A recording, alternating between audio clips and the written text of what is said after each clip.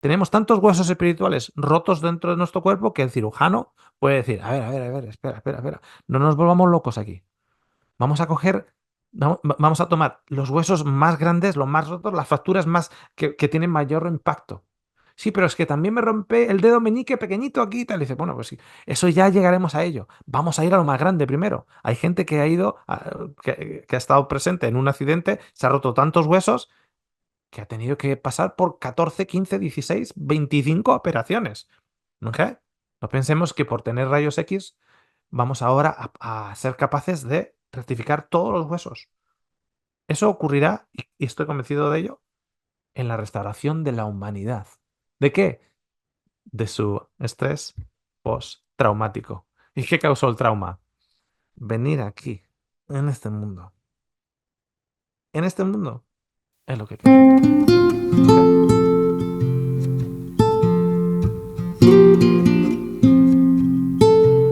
Hola, hola, hola, buenos días, buenas tardes, buenas noches desde aquí, desde Australia, a todos aquellos que han entrado a esta sala de Zoom en directo.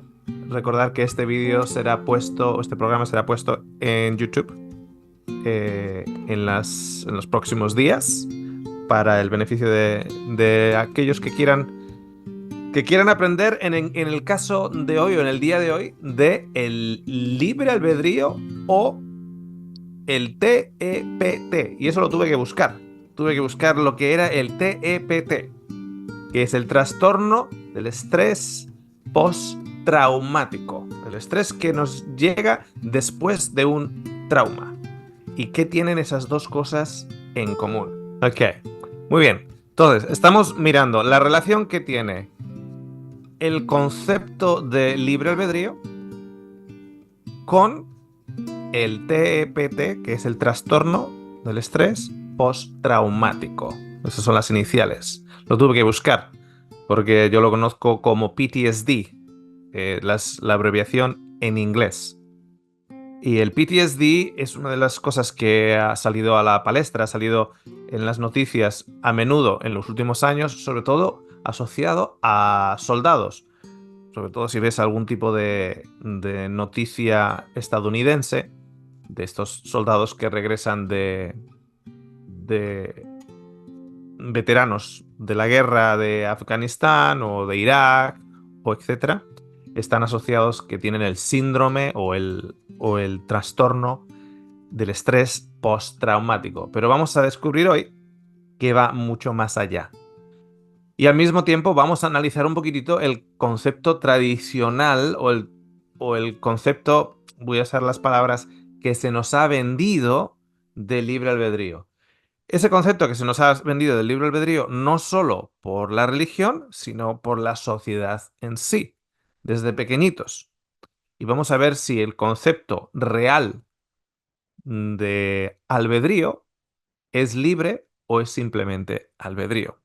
Para ello vamos a empezar con una historia para ilustrar en esta plataforma que vamos a estudiar. Y vamos a extraer una historia que se encuentra en la Biblia, en un libro que muchos de vosotros conocéis, que se llama el libro de Daniel. En el libro de Daniel hay un rey que se llama Nabucodonosor, el rey de Babilonia, uno de los reyes más sangrientos de la antigüedad, uno de los reyes más temidos por su manera de aniquilar a sus enemigos, los territorios que conquistaba, etcétera. Por la manera política que él tenía también de eliminar a sus enemigos políticos dentro de su gobierno. Cómo, cómo hizo vivo el dicho de ten a tus amigos cerca y a tus enemigos aún más cerca, para poder controlar todas las tramas de gobierno. Y en el capítulo 3 del libro de Daniel vemos lo siguiente. Voy a leer ciertos extractos de la historia que nos narra ahí. El capítulo 3 del libro de Daniel dice, el rey Nabucodonosor hizo una estatua de oro cuya altura era 70 codos y su anchura de 6 codos. perdón, 60 codos y su anchura de 6 codos. La levantó en el campo de Dura, en la provincia de Babilonia. Y envió el rey Nabucodonosor a que se reuniesen los sátrapas, los magistrados y capitanes, oidores, tesoreros, consejeros, jueces y todos los gobernadores de las provincias para que viniesen a la dedicación de la estatua que el rey Nabucodonosor había levantado. Fueron pues reunidos, toda esta gente fue reunida a la dedicación de la estatua que el rey Nabucodonosor había levantado y estaba en pie delante de la estatua que había levantado el rey Nabucodonosor. Y el pregonero anunciaba en alta voz: Mándese a vosotros, oh pueblos, naciones y lenguas, que al oír el son de la bocina, de la flauta, del tamboril, del arpa, del salterio, de la zampolla y de todo instrumento de música, os postréis y adoréis la estatua de oro que el rey Nabucodonosor ha levantado. Y cualquiera que no se postre y adore, inmediatamente será echado dentro de un horno de fuego ardiendo. La historia continúa y nos trae tres héroes en esa historia, tres prisioneros, inicialmente, prisioneros hebreos, tres jóvenes que llegaron a subir en la corte de consejeros del rey Nabucodonosor, que deciden en su capacidad de elección que no se van a arrodillar. Y lo hacen porque su Dios les dice: no te arrodillarás ante imágenes.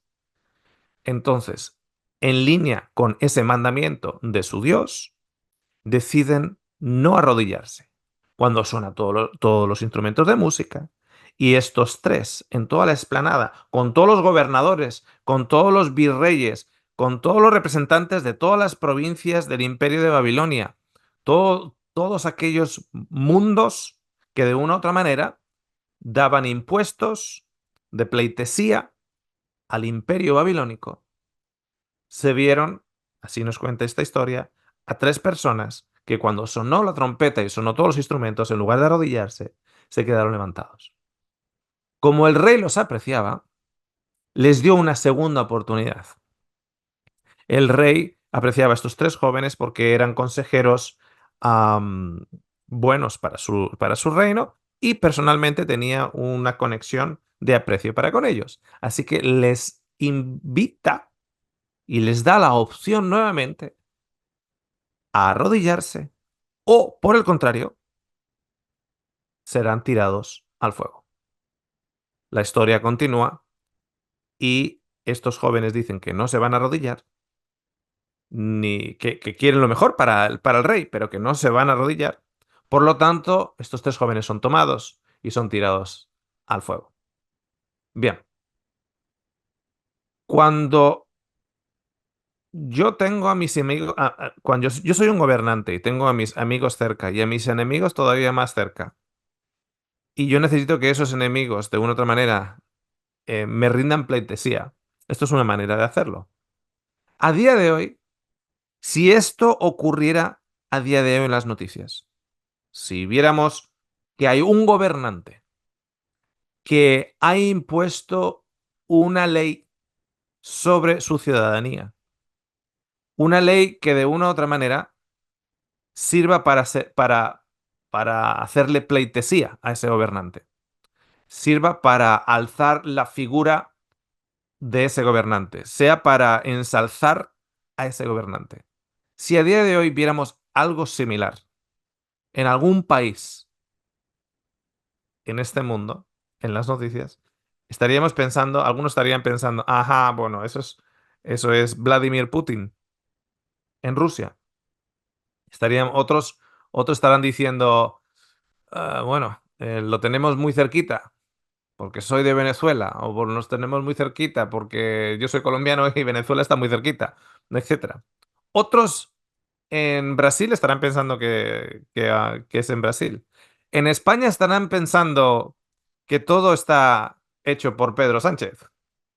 Cada uno empieza a mirar representaciones y tampoco muy lejanas, porque unos estarán pensando en Hitler, otros estarán pensando en Mussolini, otros estarán pensando en Francisco Franco, otros estarán pensando un poquitito más allá en la línea de reyes españoles, otros estarán pensando en aquellos que abren frontera en Estados Unidos, bajo la bandera de rayas rojas y blancas y un fondo estrellado de estrellas blancas, como los indígenas em, americanos de la pradera, tenían la opción. Tenían la opción o te vas de aquí o te matamos. Y de una u otra manera, cuando empiezas a tirar del hilo, yo os hago a vosotros esta pregunta.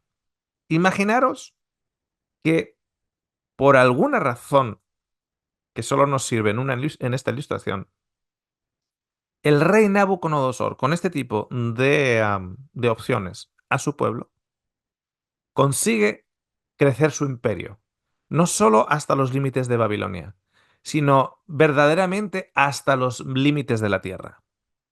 Tanto es así que las, las poblaciones macedonias y griegas son sucumbidas por Babilonia.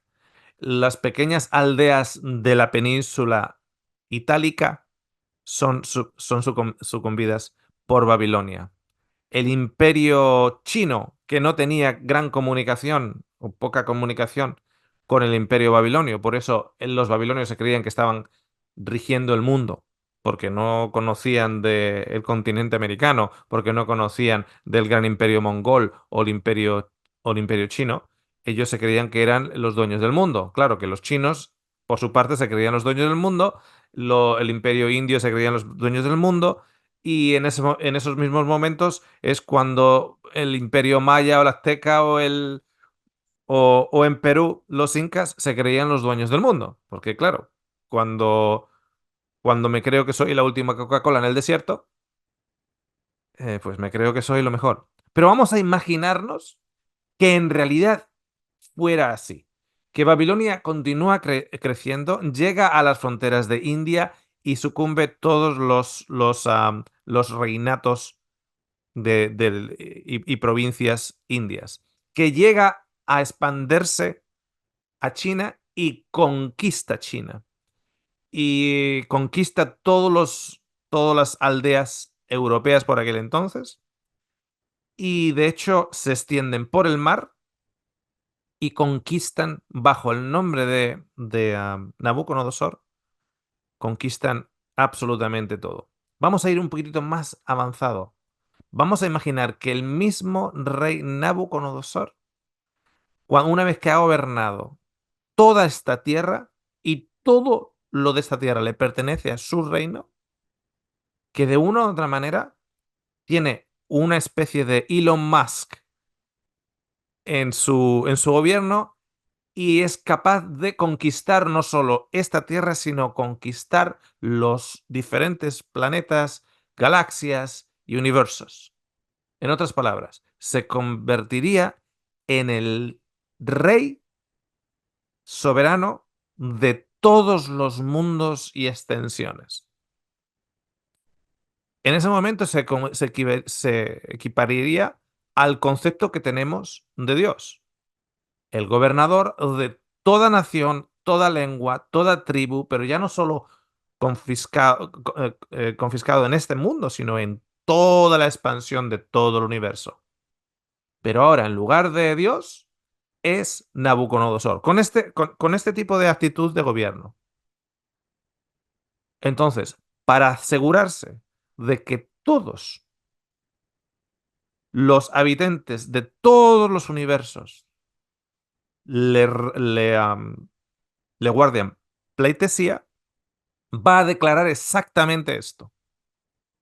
Va a declarar que Cuando yo esté presentado en gloria, con instrumentos musicales, con fuegos artificiales, con, con, con luces, con, con arreglos, con imágenes en la pantalla universal, de, con una música celestial absoluta, etcétera,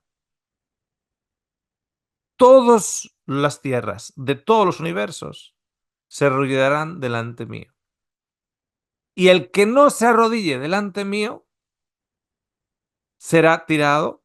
Claro, ahora no vale con un horno pequeñito, tiene que ser algo más grande. Lo vamos a llamar un lago de fuego, porque tiene que ser más grande.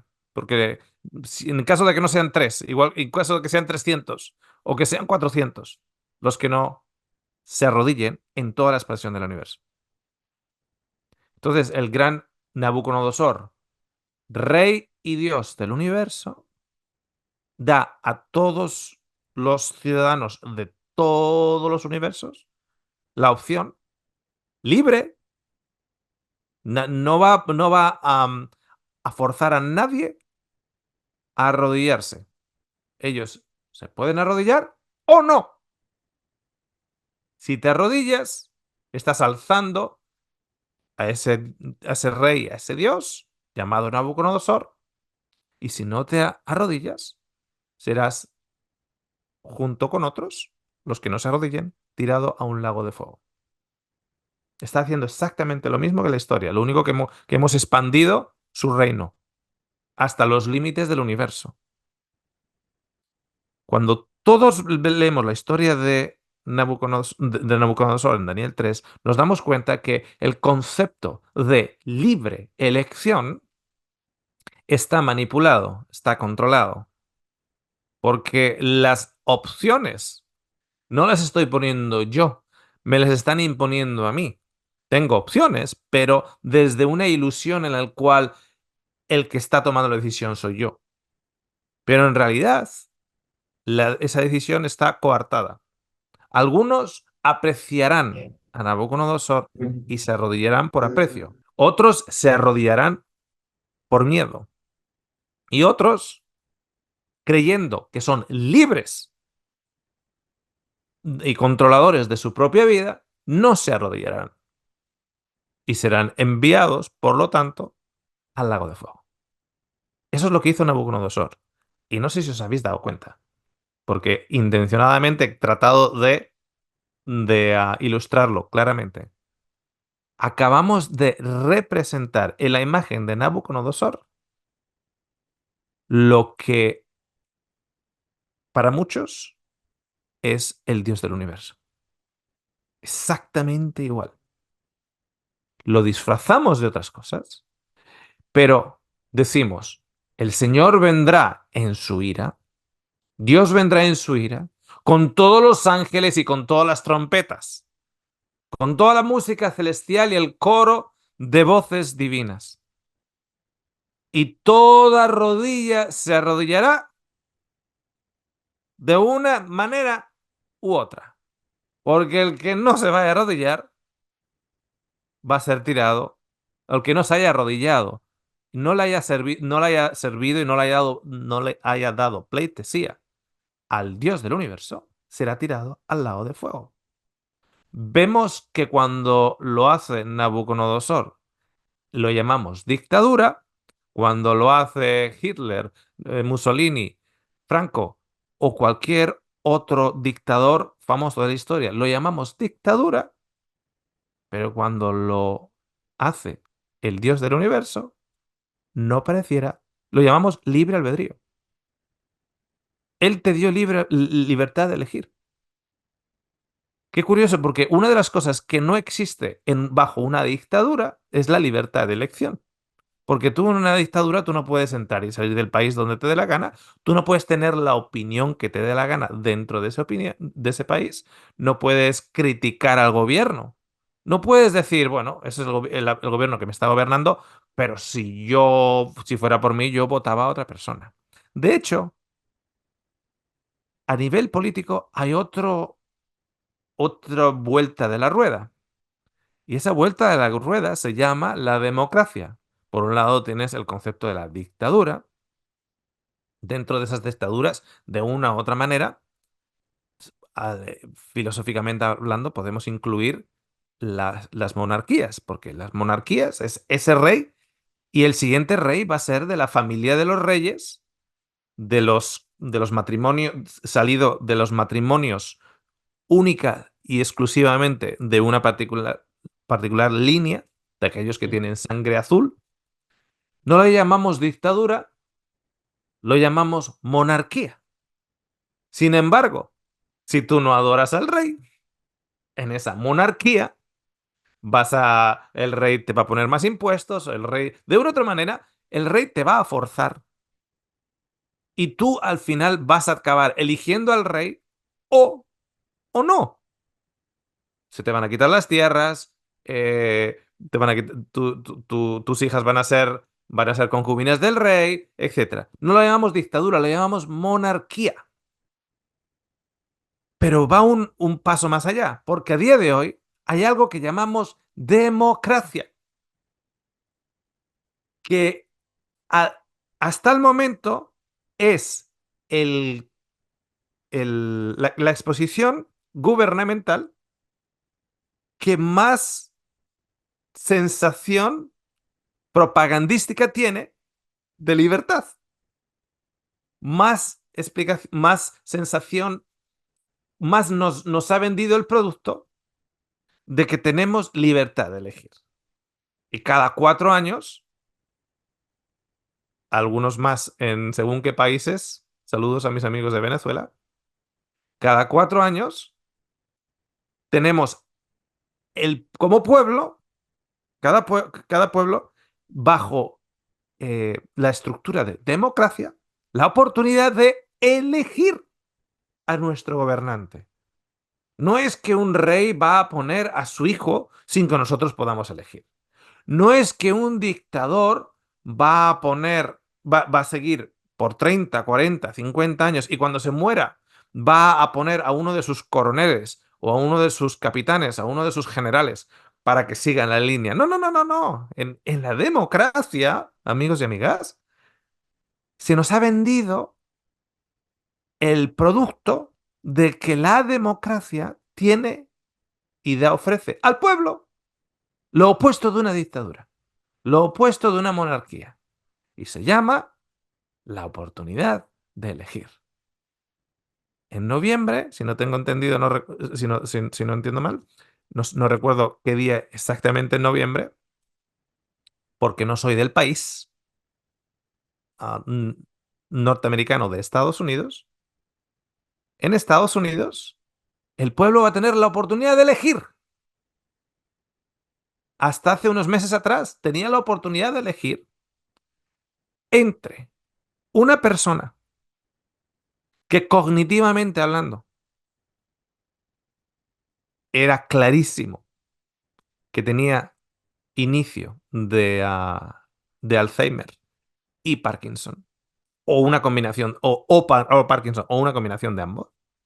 Esa era una de las elecciones.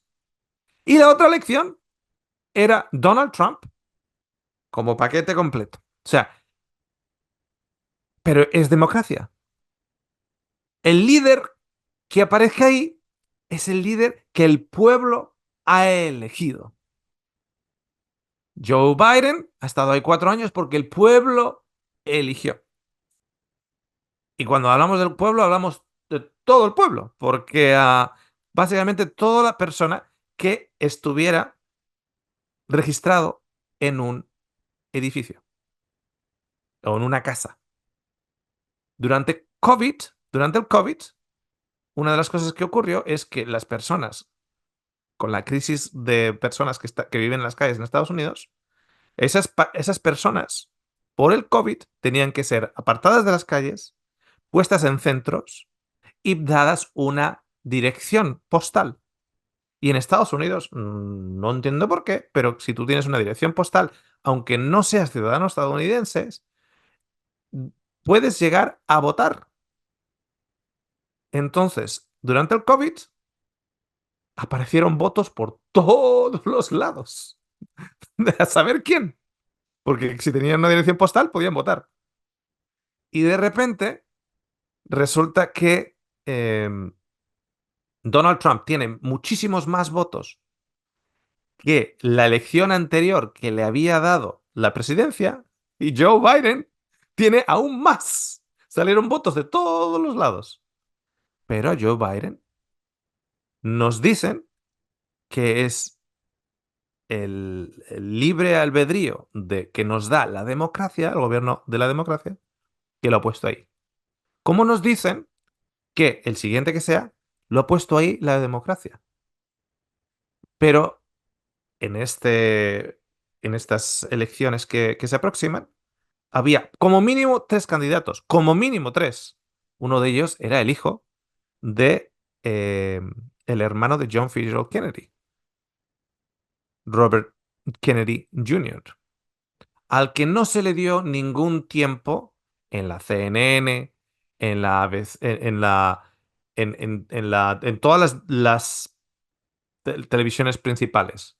No se le invitó al debate, a pesar de que era un candidato que tenía supuestamente, las encuestas anticipaban un 5% del peso de aquellos que iban a votar, etcétera.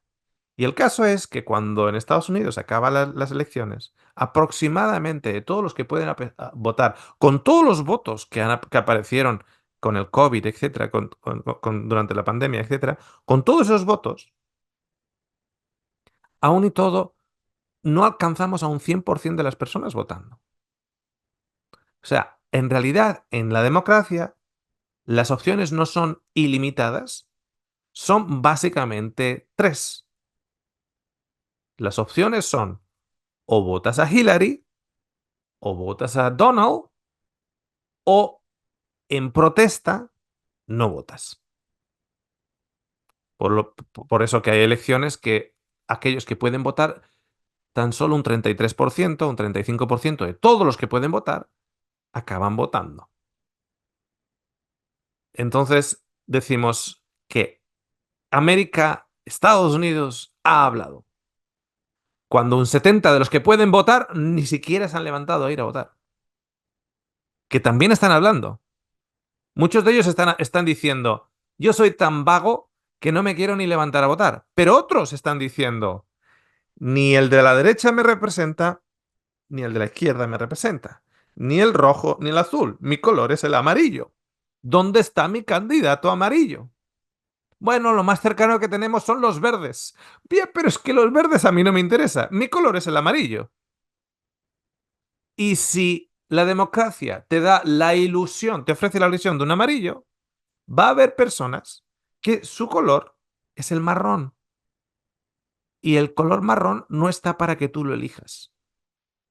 Y te dicen, no, no, si tienes libertad de opinión. Estamos viviendo una democracia. Estamos viviendo en un país libre. Y la obra maestra de la democracia es que ha vendido un paquete en el cual a sus ciudadanos les da la ilusión, la quimera, el espejismo de libertad de elección. Y cuando nuestro gobernante no sale como hemos querido, nos vuelve a dar esa misma ilusión, quimera, espejismo de libertad y nos dice, bueno, si no te gustó, a los 4 años vota al otro. Y en esas quimeras, en esos espejismos, en ese proceso de ilusionismo, nos creemos que tenemos libertad de expresión, opinión y, y poder sobre el destino de nuestros países, sobre todo si estamos bajo la filosofía de la democracia, y que aquellos países como China o Corea del Norte o Rusia no lo tienen. Y esa es la gran obra maestra de la democracia, que nos hace creer que nosotros sí estamos libres. Psicológicamente hablando, si si unos padres utilizan continuamente, sin ningún otro tipo de instrumento, El concepto de elige aquí o elige allá. El concepto que en realidad está implicando o eliges recompensa o eliges castigo. Es el mismo concepto que implica la democracia. Porque el de la derecha está diciendo, si votas al de la izquierda, esto se va a convertir como este país o como el otro país, lo que va a pasar es que te van a bajar todas las ayudas, que no sé qué. El de la izquierda dice, si votas a la derecha, ya estamos nuevamente en una dictadura, ya te vas a dar cuenta que va a aumentar la intransigencia, que te vas a dar cuenta que solo van a hacer impuestos para los pobres, no para los ricos, etcétera, etcétera, etcétera. En realidad lo que están diciendo es lo siguiente, si me votas a mí, vas a tener tú una recompensa, si no me votas a mí y le votas a ellos, vas a tener por defecto un castigo. Y eso, amigos, funciona también bajo la quimera de la democracia, no solo bajo las monarquías autoritarias o bajo los regímenes dictatoriales. La psicología familiar dice lo siguiente. Cuando unos padres indiscriminadamente su método principal de educación es el de recompensa-castigo, continuamente recompensa-castigo, recompensa-castigo, recompensa-castigo, esto revela o proyecta unas características psicológicas de esos padres o esos progenitores. Una de las primeras características, hay una lista de características, se asemeja a lo que nosotros podríamos decir de un dictador.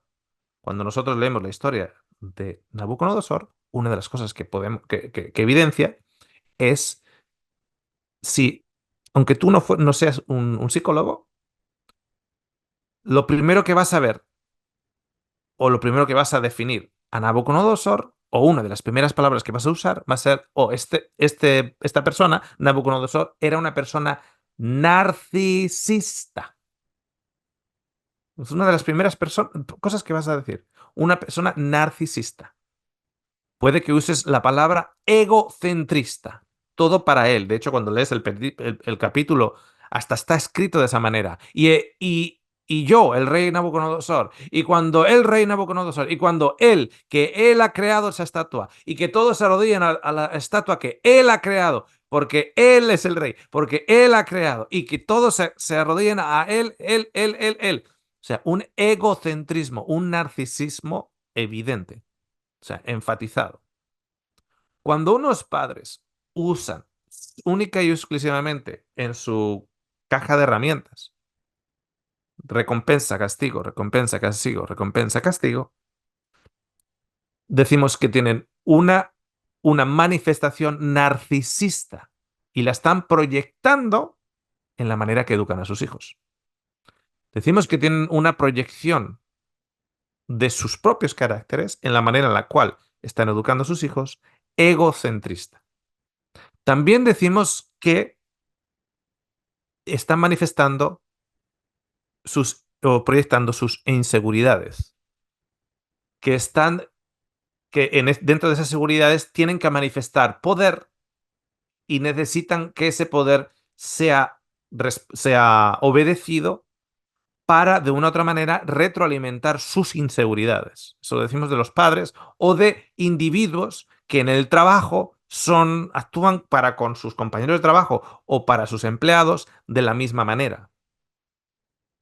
Es por eso que se dice que una persona que está comprando autos grandes, Ferraris para ir por la calle, por el vecindario, etcétera, etcétera, etcétera, que está en realidad proyectando, psicológicamente hablando, proyectando sus inseguridades, que está sobrecompensando deficiencias personales, deficiencias suyas personales, y la está sobrecompensando o enmascarando con un Ferrari, con un Bugatti, con un enorme auto y una enorme casa, etcétera, etcétera. Más de lo que una casa de 20 baños cuando solo, cuando solo hay un trasero en el que sentarse. ¿Ok? Entonces, ¿qué es una proyección de inseguridades? Proyección de miedos. Miedo de no ser reconocido. Miedo de que una otra manera su no sea reconocido a través de un elemento de afección, o sea que si tus hijos te están desobedeciendo, es porque no te quieren. No me quieres con todo lo que yo he hecho por ti. O sea, elige lo que te estoy diciendo que elijas, porque si tú no eliges lo que te estoy diciendo que elijas, no me amas.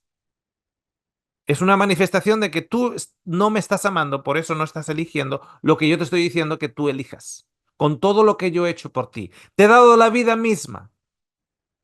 Uno decimos, ¿no? ¿Qué te crees? ¿Que eres Dios? ¿Que has dado la vida misma? Ya. Eso lo tenemos muy clarito cuando lo vemos en padres que tienen una manera diagnosticablemente enfermiza de actuar o interaccionar con tus hijos. Pero cuando te das cuenta que es de la misma manera que exponemos, o que la religión expone al Dios del universo, ¿cómo no le vas a adorar a Él si Él es el que te ha creado? ¿Cómo no, con todo lo que Él te ama a ti? Él te ha dado la vida misma. Si aún y todo eliges no adorarle, pues evidentemente las consecuencias, castigo, llegarán. Cuando eso lo hace un dictador, cuando eso lo hace un gobierno, cuando eso lo hace un jefe, cuando eso lo hace unos padres, psicológicamente hablando, hay una descripción de esos individuos. Narcisista, egocentrista, con grandes niveles de inseguridad, con un deseo de ser aceptado, de ser reconocido, de no sentirse invisible, con una necesidad de que de una u otra manera sea alzado su ego, con una falta de autocrítica, una falta de seguridad en sí mismo, etcétera. Eso lo identificamos claramente cuando es una persona. Pero si los mismos comportamientos los manifiesta un Dios creado por una religión en las mismas líneas de comportamiento, decimos que es un Dios justo y es un Dios, am, Dios de dioses, Señor de señores, a pesar de que manifieste los mismos patrones de comportamiento que un narcisista y los mismos errores de funcionamiento saludable que un narcisista. Exactamente igual. Eso es lo que llamamos crear a un Dios a nuestra imagen y semejanza. Cuando nosotros hablamos del narcisismo, eh, tratamos, o la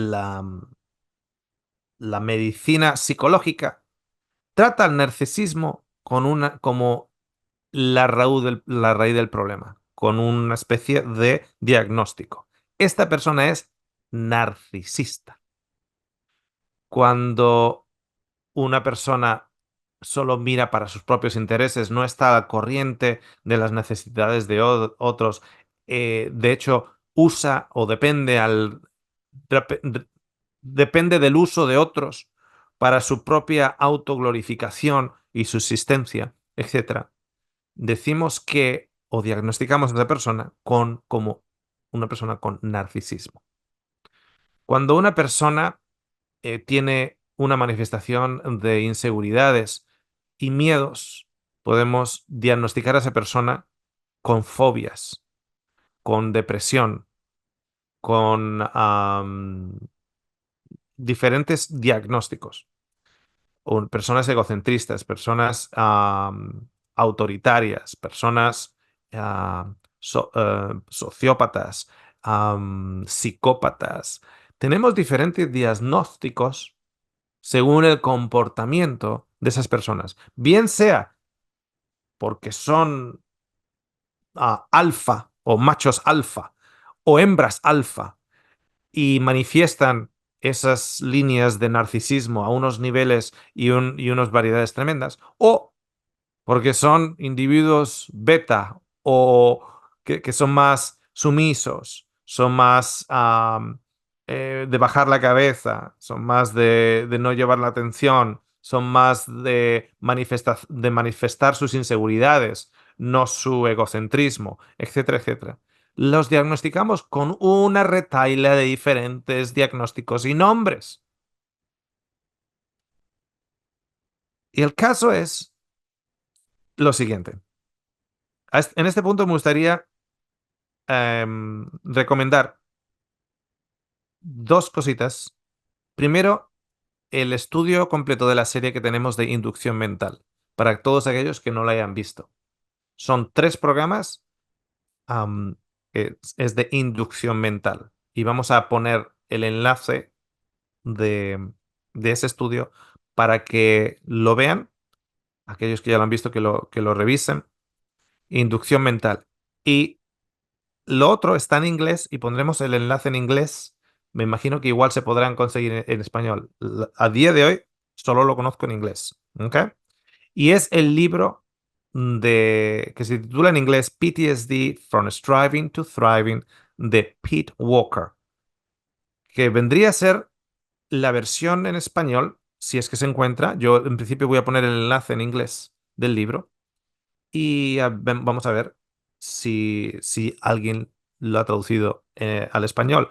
Puede que sí, por el manual tan completo que es. Y tiene que ver con el trastorno del estrés postraumático. Y la palabra, el título es esas iniciales en inglés, From Striving to Thriving, que significa de estar bajo la carga de ese trastorno a liberarte suficientemente de esa carga como para estar un poquitito más feliz. Y es un manual completísimo, completísimo, completísimo del trastorno del estrés postraumático. ¿Por qué traigo a la atención ese concepto? ¿Y por qué hablamos de libre albedrío o trastorno del estrés postraumático? Porque cuando empiezas a leer el libro de Pete Walker y la manera en la cual él empieza a describir las diferentes condiciones y diagnósticos psicológicos de diferentes individuos en los cuales yo sería diagnosticado con algo y tú serías diagnosticado con otra cosa, etcétera, etcétera, etcétera, etcétera. Pete Walker, uno de los líderes mundiales por el manual y por la experiencia de más de 30 años en el trastorno de estrés postraumático. Básicamente, aunque no lo diga claramente en cada capítulo, te das cuenta que empieza a analizar a los sociópatas, a los narcisistas, a los de depresión compulsiva, a los que manifiestan inseguridades, fobias, miedos, baja autoestima, etcétera. Sí, de hecho, tenemos en el canal estudios acerca de la baja autoestima. Y de hecho, estudios de hace 6 años atrás, estudios más recientes de la autoestima o de la baja autoestima, pero incluso estudios anteriores a los más recientes, igual estudios de hace 6 o 8 años atrás, o más, en los cuales yo pongo a la autoestima como la raíz de todos los problemas. El caso es que Pete Walker pone a la falta de autoestima o una autoestima dañada, enferma, que manifiesta diferentes miedos, diferentes actitudes al mundo, él pone la autoestima o enferma o dañada o rota, no como la base, Vas a encontrar algún estudio mío de hace 8 años atrás, sobre todo creo que es el primer programa, no, perdón, en una serie en audio que tenemos de jarrones rotos, donde vamos a poner la autoestima en el centro. Y el caso es que Peter Walker va más allá. Él no pone la autoestima rota en el centro. Lo que él pone en el centro es el trastorno del estrés postraumático. A ver, pero si es que todos tenemos problemas de autoestima, que lo manifestamos de una manera u otra, o los proyectamos al mundo de una manera u otra, y él pone que más profundo que eso está el trastorno postraumático, significa que el trastorno postraumático no solo implica que tú seas un soldado que ha estado en el campo de batalla y hayas ahora regresado de esa experiencia traumática, sino que implica que toda la humanidad, de una u otra manera, ha sido expuesta y está conviviendo el día a día y tomando decisiones en el día a día bajo las influencias del trastorno de estrés postraumático en su vida. El caso es que eh, estudiando más acerca del trastorno del estrés postraumático, estaba en el hospital e íbamos a hacer una operación a un hombre de 80 años que tenía cáncer en la vejiga. Pero tenía una actitud muy... Estaba muy tranquilo, con 80 años. También hay gente que se aferra a la vida con uñas y dientes, con 80 años, y hay otra gente que con 80 años dice, si salgo vivo de esto bien, y si no salgo vivo, a ver, tengo 80 años, que, que otros no aguantan 8 meses, que a mí me ha dado la vida 80 años. Y tuve la oportunidad de hablar con él bastante antes de la operación. El caso es que con 20 años, en el 1964 o una cosa así,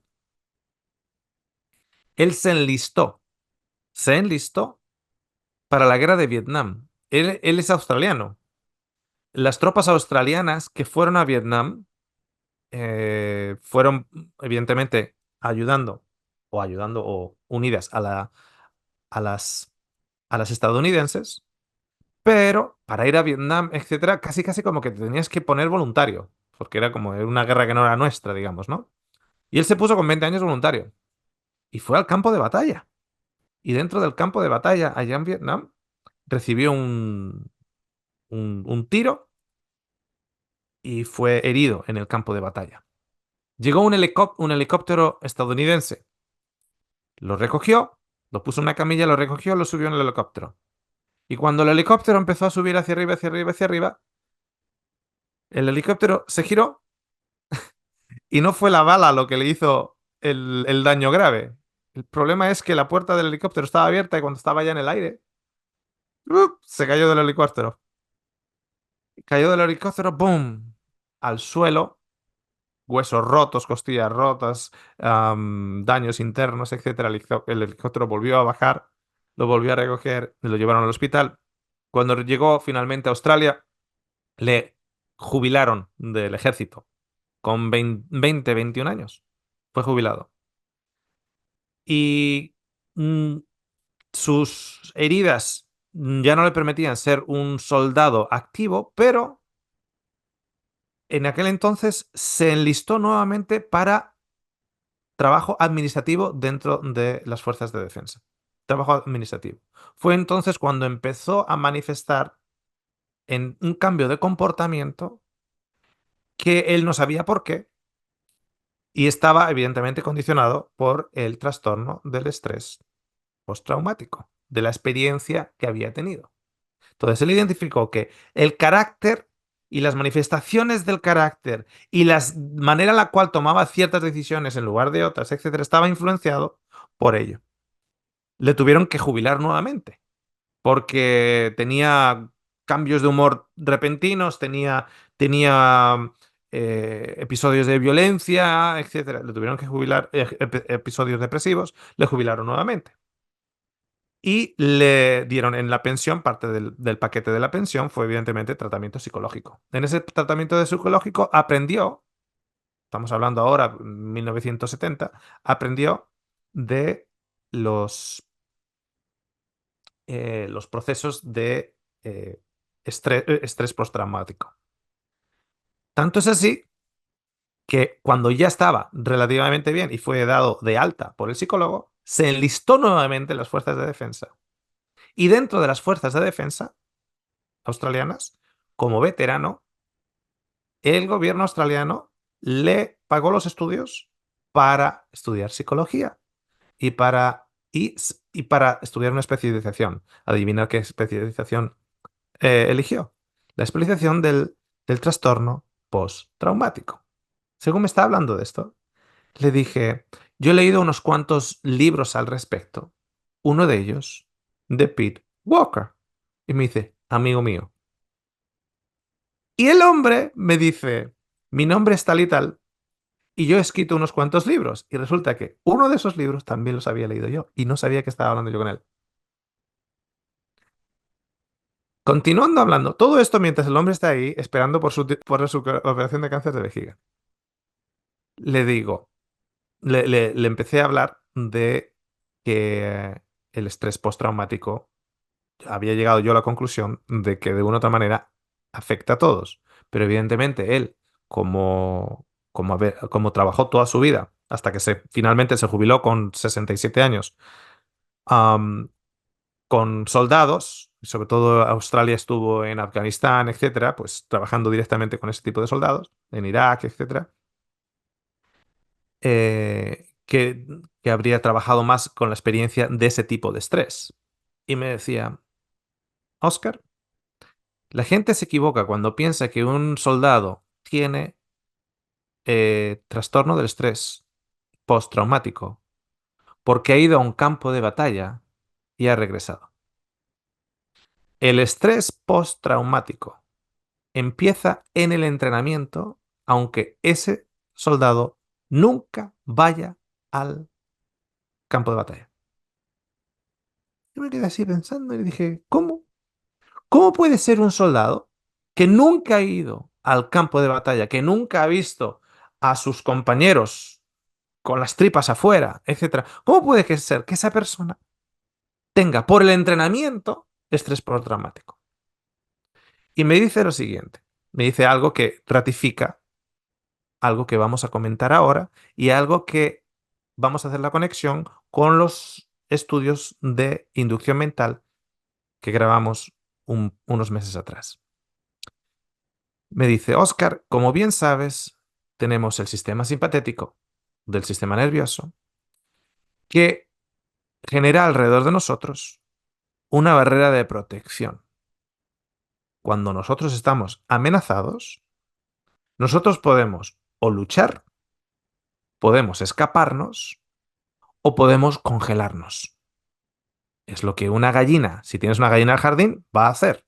Una gallina, si tú te la vas a comer y sales al jardín, la gallina se va a escapar o si tiene una vena más luchadora, va a ir a donde ti y te va a tratar de picotear, va a luchar, o se va a quedar así congeladita, congeladita, como que no se mueve y va diciendo que no me vea, que no me vea, que no me vea. Eso es exactamente lo mismo que cuando tú estás en el trabajo y eh, tu jefe te está gritando y tú o le pegas un puñetazo en la cara, luchar, o le dejas con la palabra en la boca y dice, hasta aquí te quedas, yo me voy a buscar un trabajo a otro lugar, o bajas la cabeza y aguantas. Cuando un soldado está entrenando, dos de esos tres mecanismos de defensa tienen que ser desconectados. Tienen que ser desconectados. Porque tú no puedes escaparte porque eso se llama eres un desertor y eso es un crimen de guerra contra tu propio país. Si tú te vas del campo de batalla, si tú te vas de tu responsabilidad como soldado de tu país, como un mecanismo de defensa, porque escuchas a las balas que están silbando bajo tu oído y tú te escapas. Al tú escaparte, que es un mecanismo tuyo de tu defensa, estás evitando, vas a ser puesto en un juicio de guerra por tu propio país. No te puedes congelar, porque si se te olvida en ese momento cómo disparar, cómo defenderte, cómo... o te quedas ahí parado, pues eres un blanco fácil. Te van a tirotear. Entonces, tu última alternativa es, tienes que buscar mecanismos para luchar. Entonces, el entrenamiento ya te está desconectando dos de las tres maneras en las cuales el ser humano y la gallina y la oveja se defienden. O la gacela. ¿Te das cuenta que la gacela, una vez que le agarra el león del cuello o del lomo, se queda congelada? Deja de luchar. Se salía escapando, pero luego la atrapa y se queda congelada. No, no, no patalea. Trata de zafarse un poquitito, de escaparse, pero no lucha. Se queda como congeladita, como paradita. Allá. La de luchar no está. Sin embargo, luego ves a los machos, están luchando por una hembra. Los machos de la gacela luchan por una hembra, pero contra el león no lucha. ¿Por qué? Porque cuando empieza a mirar, a ver, yo contra el león, yo voy a perder. Entonces, mi manera de supervivencia, yo tengo que elegir de las tres que tengo, yo voy a luchar con otro macho por la gacela. Porque yo a ese macho igual lo puedo, le puedo ganar para conseguir la hembra. Pero yo al león no le puedo ganar. Entonces, yo de las tres tengo que elegir una y salgo. ¿Ok? Entonces, este hombre decía que el entrenamiento en sí ya está haciéndote a ti con un proceso de estrés postraumático. Y ahí es cuando, con lo que yo ya había leído, con lo que durante los años he ido recolectando información y la experiencia clínica en consejería, etcétera, etcétera, le dije, ajá, tiene totalmente sentido. ¿Por qué? Porque el estrés postraumático ocurre precisamente cuando, de una u otra manera, nuestros tres mecanismos de defensa han sido violados. ¿A qué me refiero que han sido violados? Cuando yo estoy enfrente de mi jefe y mi jefe me está gritando y me dice que soy una porquería, que no hago el trabajo bien, etcétera. Si yo le doy un puñetazo a mi jefe, yo pierdo el trabajo. Igual no me importa y le doy un puñetazo. Pero si tengo cuatro bocas que alimentar en la casa y el trabajo me paga las facturas para esas cuatro bocas y no hay mucho trabajo porque hay inflación, hay desempleo, etcétera, etcétera, etcétera, etcétera, pues yo no le voy a pegar un puñetazo a ese jefe. Entonces, al no pagarle un puñetazo a ese jefe, lo que yo quiero hacer es pegarle un puñetazo. Pero no le voy a dar un puñetazo porque voy a perder el trabajo. Si yo salgo de la oficina y le dejo a mi jefe con la boca en con la palabra en la boca, porque no creo en la violencia, o sea, mi educación me ha hecho llegar a la conclusión que a medio, largo plazo, la violencia no me va a dar a mí algo positivo. Entonces, la educación anula mi deseo de darle un puñetazo. Pero si le dejo con la palabra en la boca, aún y todo también voy a perder el trabajo. No salgas de la oficina y me dejes con la palabra en la boca. Como salgas de esta oficina, no vuelvas. Entonces, mi educación, que no cree en la violencia, ha desconectado la opción de pegarle un puñetazo. Primero, porque no cree en la violencia y segundo, porque voy a perder el trabajo. Pero el yo salir de la oficina también me va a hacer perder el trabajo y yo no puedo permitirme, en mi supervivencia, perder el trabajo.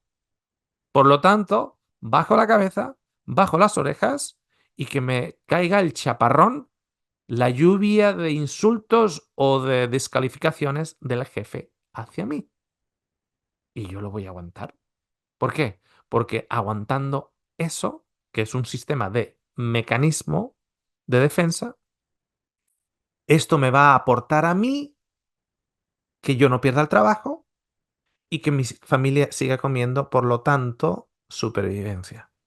Pero, a pesar de que haya tomado la opción número 3, la opción número uno, pegarle un puñetazo en la cara, y la opción número 2, han sido sometidas de una otra manera o violadas o condicionadas de una otra manera por la situación.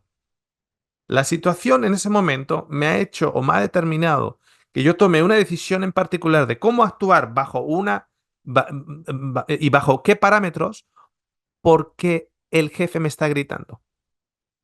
Yo respondo no en mi libre albedrío, porque en mi libre albedrío, sin conocimientos sociales, sin consecuencias sociales, sin consecuencias directamente hacia mi familia o hacia mi persona, etcétera, en mi libre albedrío le quiero dar un puñetazo en la cara.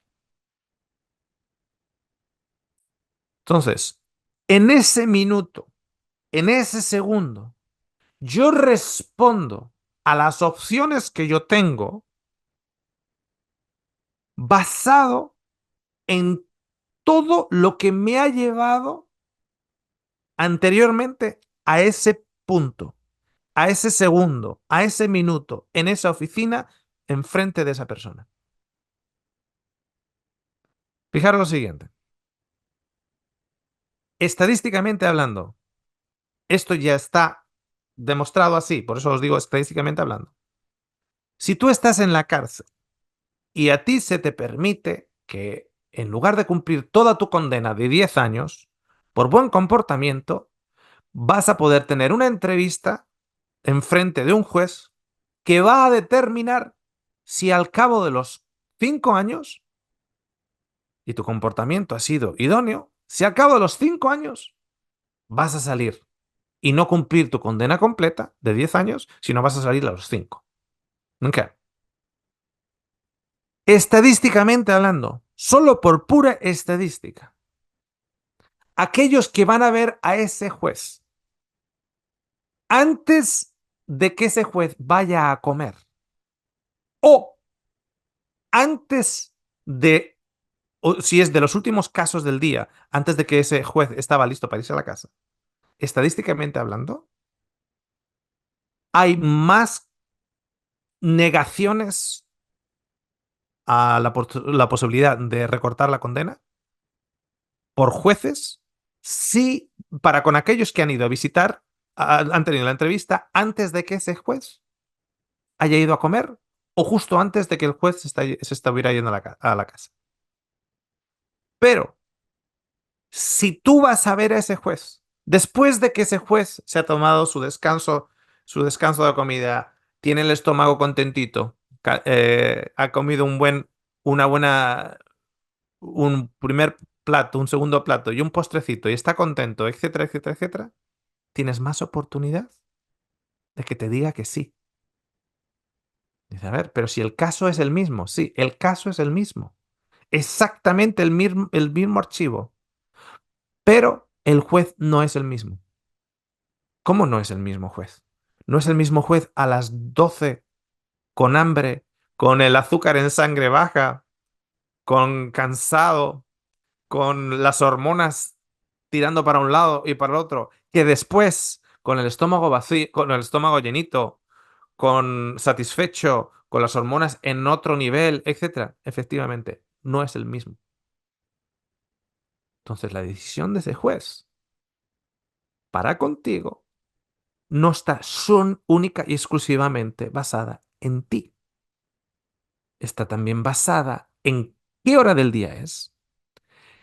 No solo eso, no solo el día, no solo si tiene hambre o no tiene hambre, sino cuán quemado está de su trabajo, cuán contento va al trabajo, qué está pasando ese juez en la casa, qué está ocurriendo con sus hijos, si tiene un hijo o una hija en las drogas.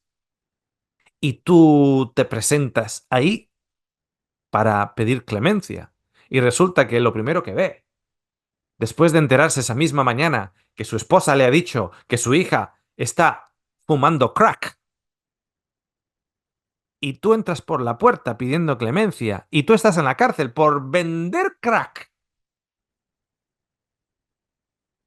ese juez no te va a mirar de la misma manera por el hecho de que su hija consume crack y la compra de alguien, y ahora tú estás enfrente de él, que has acabado en la cárcel por vender crack a jóvenes.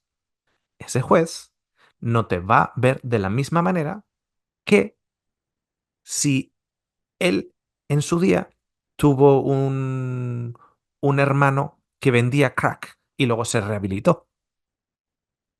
¿Te das cuenta? El mismo juez, si tiene una hija que está consumiendo crack y tú estás en la cárcel por vender crack, te va a ver de una manera. Pero el mismo juez, con los mismos estudios, en la misma posición, en la misma hora del día, si lo que en realidad tuvo fue un hermano, que era la oveja negra de la familia, que vendía crack, que pasó tiempo en la cárcel, pero alguien, un juez le dio la oportunidad de salir más temprano y se rehabilitó y es un miembro activo de la sociedad a día de hoy, ese juez te va a mirar de una manera totalmente diferente. Entonces, las decisiones que ese juez va a hacer va a estar basadas en cuánta hambre tiene, qué edad tiene, qué ha ocurrido al llegar al trabajo, si alguien le ha tirado el café en la camisa, si ha empezado el día bien, ha empezado el día mal, si ha habido lluvia o si ha habido sol. Nosotros vivimos en Western Australia por 7 años. El primer año no nos dimos cuenta hasta que escuchamos la radio. Estamos hablando de 1997. Y yo usaba mucho la radio, un programa de radio para perfeccionar el inglés y hacer la mímica de cómo habla el australiano, etcétera, etcétera. Y ahí fue cuando nos dimos cuenta de un concepto que se llama The Cyclone Blues. Cyclone Blues significa, la palabra blues en inglés significa azul. Blues también es un tipo de música, el blues. Pero el blues tiene la connotación de I am blue o estoy blue, estoy como desganado, desmotivado, medio deprimidote, etcétera. Estás blue. Oh, estoy blue. ¿Ok? Y en Western Australia se conocía como el blue de los ciclones. El caso es que por unas semanas, en aproximadamente noviembre o cuando los ciclones en el norte de Australia llegan, en Perth, que estás a 2.000, 3.000 kilómetros de distancia, se anunciaba, cuidado si sufres de depresión, estate al corriente porque viene el Cyclone Blues. ah, si tienes personas que estás cuidando y andan siempre medio deprimidas, cuidado porque en esta semana viene el Cyclone Blues. Más cámaras en los puentes, más policías en los puentes para que las personas no se lanzaran de los puentes para abajo, porque aumentan los suicidios, aumentan los problemas, aumentan los seguros. Ya saben estadísticamente que en noviembre en Perth aumentan los accidentes de tráfico. Los seguros saben que en los hospitales en noviembre aumentan los casos de personas que le han hecho una operación y tienen que regresar a las 4 horas porque algo ha pasado, etcétera, etcétera. Hay más casos, más accidentes laborales, accidentes en los hospitales, más accidentes en las carreteras, etcétera, durante esa semana, más suicidios durante esa semana, más divorcios o más peticiones de divorcio durante esa semana, más violencia durante esa semana. ¿Qué pasa durante esa semana? Lo que pasa en esa semana es que 2.500 kilómetros de distancia hacia el norte, en el Kimberley, vienen estos enormes ciclones a 150, 170 kilómetros por hora y genera a 2.500 kilómetros de distancia en el sur, en Perth, un vacío atmosférico. Ese vacío atmosférico, la presión atmosférica cambia. Y cuando cambia en Perth la presión atmosférica debido al vacío que se crea por los ciclones, pasa al supermercado y la chica que siempre te sonreía, la cajera que siempre te estaba sonriendo, ahora ni te habla. Ahora como que eres un extraño. Ahora está amargada. ¿Qué le pasa a esta chica? Qué antipática. O sea que esa semana todo el mundo está más antipático, se pelean más las parejas, los matrimonios, etcétera, etcétera, los padres con los hijos, hay totalmente un catástrofe social y la razón es por un ciclón a 2.500 kilómetros de distancia. El pasado domingo aquí en esta zona hubo miniciclones, 125, 135 kilómetros por hora. Yo en mi casita viejita decía, bueno, esta casa lleva aquí desde el 1965 y tiene el tejado original. ¿Cuántos miniciclones habrá tenido? Todavía está el tejado original. Lo primero que hice al levantarme el lunes a la mañana fue encender que tenía luz, porque normalmente se va la luz. Tenía la luz, perfecto. Y luego salí fuera y lo primero que hice fue mirar el tejado. Y el tejado todavía está aquí. Bien. El caso es que en el hospital hubo un montón de personas que iban a trabajar y, sin embargo, no tenían electricidad. De hecho, ha estado sin electricidad por una semana, o con generadores o llevando las cosas de la nevera a la casa del vecino, para los generadores, etcétera. Bien, el viernes, hablando con uno de los doctores, les decía, yo creo que el viento, porque ha estado viento, viento, viento todas las noches, y si la gran mayoría de las personas son como yo tú puedes estar al lado con una fiesta, yo duermo. Puedes estar al lado con tiroteos, yo duermo. Pueden estar gritando los vecinos porque tienen yo duermo. Pero como hay ese vientito que se mete por las rendijas de los tejados y tienes ese...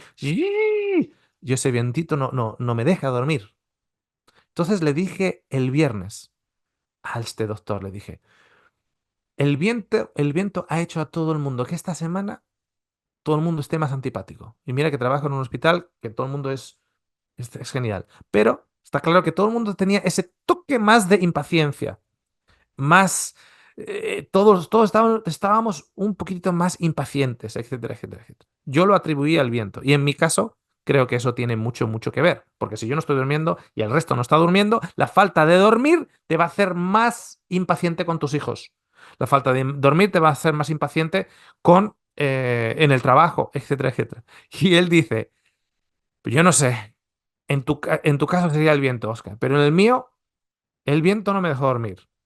Pero el problema fue lo siguiente, que como se me fue la electricidad y yo vivo en el campo, la electricidad conecta con la motobomba para sacar el agua de los depósitos de agua. Entonces, no electricidad, no agua. No agua, le digo, me dicen, no agua, le digo, no agua, no ducha. Y dice, no agua, no café. Porque ¿cómo hago el café? Pero dice, pero eso no fue el problema. El problema ha sido que me he estado levantando los 4 días, me he metido en el auto, me he ido a la cafetería del pueblo y en la cafetería del pueblo tampoco estaba cerrada porque no tenía electricidad. Entonces, ni en la casa, ese ha sido el problema. Decía, la mitad de estos están aquí descafeinados, por eso están como están. Yo no tomo café, entonces en mi caso era el viento definitivamente. Entonces, ¿están libres o hay hilos que van cambiando de una u otra manera sus decisiones o condicionando sus decisiones dentro de las decisiones que te dan a elegir? Porque ¿cuántos de ustedes en estos momentos dirían, bueno, a mí si me dan a elegir, pues yo quiero una habitación o un camarote en un crucero en estos momentos por Grecia o Italia o por Australia? Si me dan a elegir, si tengo libertad de albedrío, si a ti la empresa de electricidad te da la elección de no pagar la factura sin que te quiten la electricidad, ¿quién de nosotros no elige esa opción? Si a tu país le dan la opción de no tener la inflación que tiene, ¿quién de nosotros no elegiría esa opción? ¿A cuántos de ustedes que crecieron sin los dos papitos en la casa, sin el papá y la mamá en la casa, si le hubieran dado la elección de que su papá no falleciera con 8 años o su mamá no dejara a su papá con otro cuando usted tenía 5, o que en lugar de ser criado por sus abuelos, fuera criado por sus papás y que sus papás le hubieran suplido con todo el cariño y toda la necesidad que usted necesitaba como niño, etcétera. ¿Cuántos de ustedes no hubieran elegido eso? Nosotros hemos tenido a lo largo de los años muchos años de acogida en la casa con mi esposa. ¿Cuántos de esos niños no hubiesen preferido estar en la casa con sus propios padres no drogadictos? ¿Cuántos de esos hijos no hubieran podido elegir eso? No hubiesen querido elegir eso. Pero esa opción no está. La ilusión de un libre albedrío, de que tú tienes elección, de que tienes libertad de elección, no es tal cuando las opciones proveídas no están, son, son limitadas. Y en la gran mayoría de los casos, sobre todo las importantes, las triviales igual no. Me cojo una pasta de dientes, la roja o la azul. Bah. Las opciones son limitadas, pero no son trascendentales. Pero en las decisiones trascendentales de la vida no están basadas en pura supervivencia. ¿Tú sabes por qué las personas mienten? ¿Mienten porque son mentirosos? ¿O mienten porque de una u otra manera la mentira les protege? La mentira es una manifestación del sistema de supervivencia. En el momento en el cual tú estás en un contexto, llámale esta tierra, en el cual tú necesitas innatamente un sistema de sobrevivencia o supervivencia, ya deja de ser libre albedrío. Porque en la libertad absoluta, en esa libertad absoluta, uno no necesita un sistema de supervivencia continuamente en alerta. Y nosotros continuamente lo tenemos. Hay una voz en particular, no voy a decir cuál es, hay una voz en particular, se, es más reconocible en mujeres que en hombres, un tipo de voz, un, una, un tipo de voz más reconocible en mujeres que en hombres, que está directamente asociado aunque esa mujer tenga 30 años o 40 años, está directamente asociada esa voz a un nivel de dependencia de esa mujer cuando esa mujer era un bebé hasta los primeros 5 años de vida. De la manera en la cual esa niña, por eh, la manifestación en su sistema de supervivencia, de llamar la atención a sus padres, de la manera en la cual lloraba y lloraba y lloraba y lloraba y lloraba y lloraba hasta el punto en que llegó a gritar, que se producen unos daños permanentes en las cuerdas vocales, y eso genera un tipo de voz. Ese tipo de voz que ahora esa persona, con 30 años, es doctora, es ingeniera, es abogada o lo que sea, no deja de decirnos esa voz cuando habla esa persona, que esa persona desde su infancia ha tenido activado su sistema de defensa por un miedo a quedarse sola, por un miedo a no ser tomada en brazos, por un miedo al abandono. Y todo nos lo dice una, una voz que, a pesar de que esa persona sea una profesional y que tenga una casa enorme y pagada, etcétera, y 3 niños, y que hasta cierto punto tenga una felicidad en la casa y tenga un esposo, y él también trabaje y los hijos son fantásticos hijos y una familia perfecta, etcétera, etcétera, etcétera, etcétera. Detrás de todo eso está la voz. Y detrás de esa voz está un miedo. Y detrás de ese miedo está un ejercicio de supervivencia. Y detrás de ese ejercicio de supervivencia, esa activación de supervivencia, está un trauma, real o ficticio, pero real para la persona. Y todo por un tipo de voz. No os voy a decir qué tipo de voz es. am, que se manifiesta por un daño en las cuerdas vocales en los primeros 5 años de vida, por un llorar incontrolado que llega a ser obsesivo, gritón, am, y todo basado en un miedo. Ok.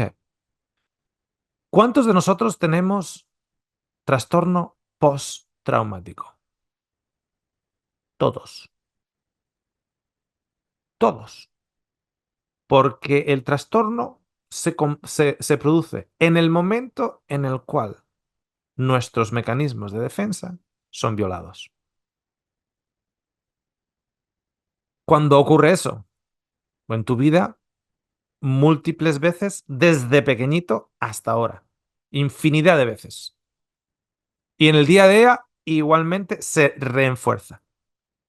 Si tú vas al colegio y, y alguien te insulta, decimos, no, no, el niño tiene que ser más duro.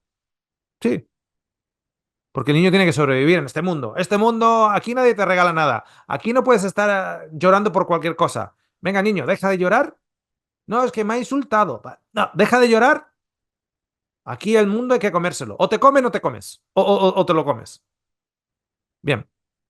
Todo está muy bien. Todos son sistemas educacionales, o sea, o mecanismos educacionales en los cuales nuestros padres pueden llegar a decirnos, si nosotros llegamos a la casa y decimos, que me están llamando gordo, que me están llamando bizco, que me están llamando fea, que me están llamando lo que sea. Claro, nuestros padres dicen, a ver, este niño así no puede sobrevivir a este mundo, porque este mundo te come. Este mundo te come. Entonces, nada, sé más fuerte, no te preocupes lo que te digan, etcétera. Está bien, eso puede ser exactamente lo que tenemos que hacer. O sea, no te importe lo que te estén diciendo otros. O sea, sé confiado en lo que nosotros te amamos, hijo o hija.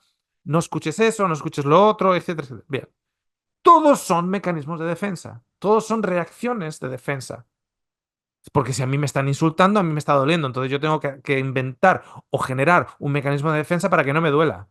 O no escucho, o me junto con otras personas, o hago bromas. ¿Conocéis del típico amigo o la típica pareja donde uno de los miembros de esa pareja no puede entrar en nada en una conversación seria?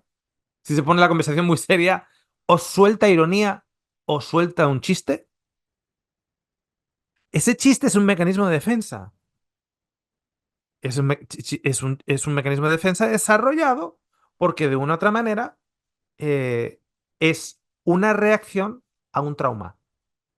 Me estás diciendo, Oscar, que cuando una persona no está dispuesta a hablar de un tema serio y empieza a soltar un chiste, ese chiste es una proyección de un drama, de un trauma. Efectivamente, es trastorno del estrés postraumático. No me hables de eso. Algunos no te van a contar un chiste. Algunos te van a decir directamente, no quiero hablar de eso. ¿Por qué? Porque hay un trauma. Entonces, tener en cuenta lo siguiente, que cuando nosotros vamos en esta vida, no lo puedes escapar de una u otra manera. Evidentemente, no vamos a ser tampoco am, ignorantes al respecto. Hay gente que tiene más trauma que otros. Estrés postraumático lo identificaría yo de esta manera. Imagínate que te has caído, ¿ok? Y te has roto el fémur, el hueso más grande del cuerpo, el fémur, en tu pierna, en el muslo. Te has roto el fémur. roto. Ahí sería el trauma. Trauma, el trauma en este caso sería la ruptura de ese hueso.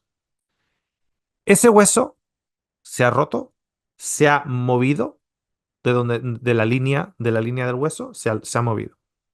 Ahora, tú vas cojeando, cojeando, cojeando, cojeando, con un dolor tremendo, dolor tremendo, dolor tremendo, dolor tremendo.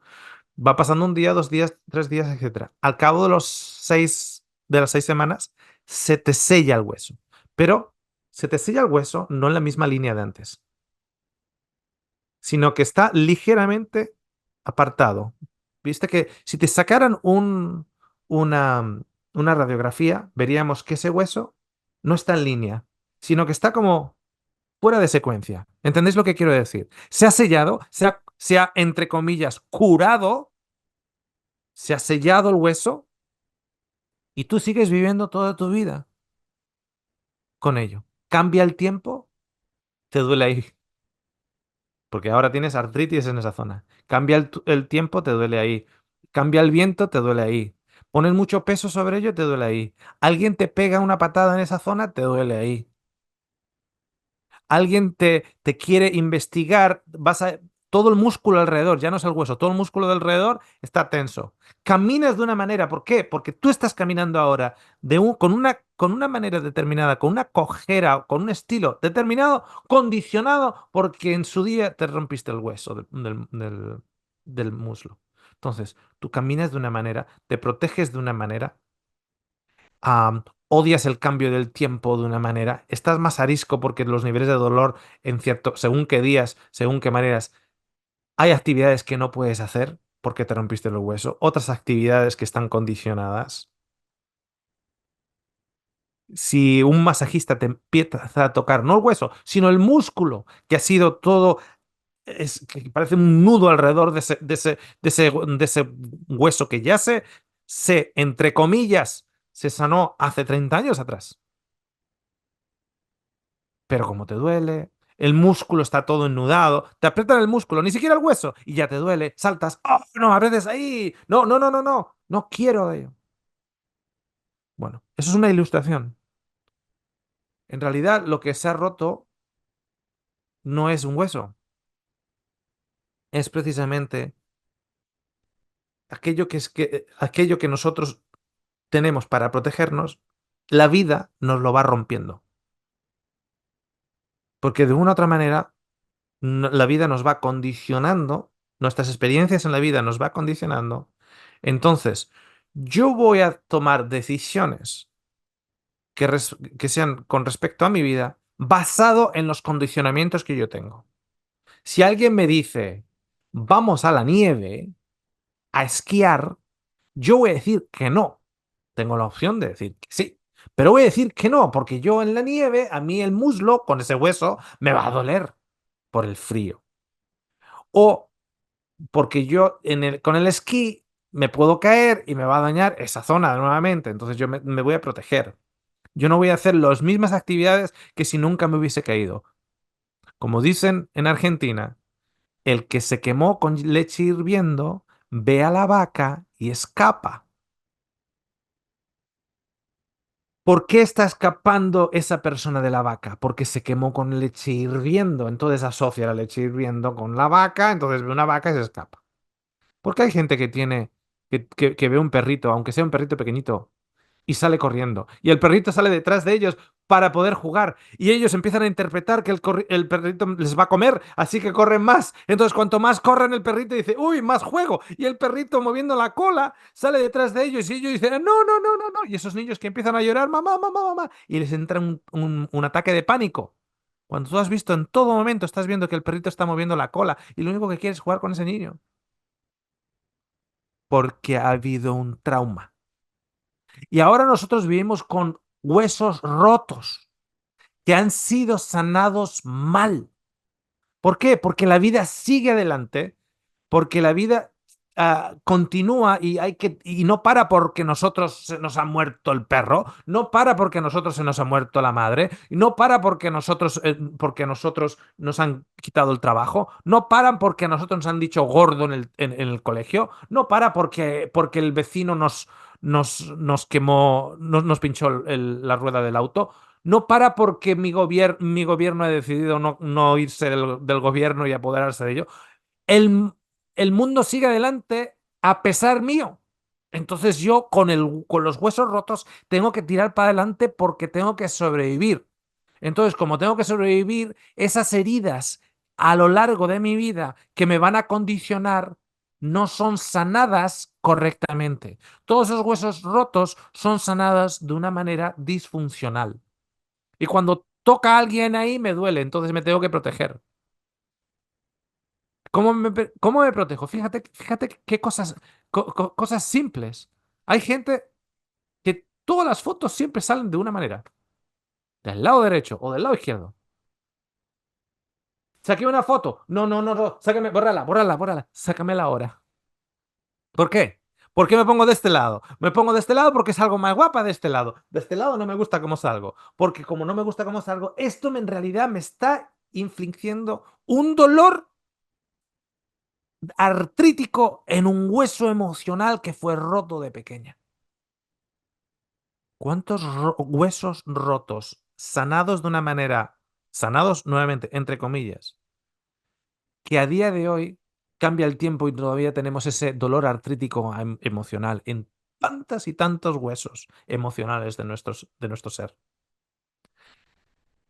Y luego tomamos las decisiones creyendo que son decisiones basadas en nuestro libre albedrío, cuando en realidad son decisiones basadas en mecanismos de defensa que han sido violados desde pequeñitos. Ahora bien, ¿y qué hacemos con todo esto? Porque todos hemos tenido y tenemos todos esos huesos emocionales rotos que han vuelto a sellar de una manera errónea, pero que nos ha permitido avanzar hacia adelante, hacia adelante, hacia adelante. ¿Qué hacemos con todo eso? Bueno, tú querías con ese hueso. Si vas a un cirujano ortopédico después de X años, ¿sabéis lo que tiene que hacer ese cirujano ortopédico cuando vea los rayos X? Cuando vea los rayos X y vea que la mitad del hueso está montada sobre la otra mitad del hueso y está sellado ahí. Adivinar qué es lo primero que tiene que hacer ese cirujano ortopédico. Sí, tiene que romper el hueso de vuelta. Para poder poner ese hueso nuevamente en línea, ese hueso tiene que ser roto nuevamente. Si os acordáis en los programas que hablamos de la inducción mental, es precisamente usábamos la ilustración de esos cuartos o habitaciones oscuros que no queremos visitar porque nos hacen daño, que no queremos encender la luz porque vemos el polvo y vemos las experiencias que nos hicieron daño, etcétera. Entonces, mejor ignorarlos, mejor mantener las habitaciones apagadas. En esta ilustración que os estoy mostrando en estos momentos, el cirujano tiene que volver a romper el hueso. Algo que yo no quiero que me hagan. No, no, no, no, deja.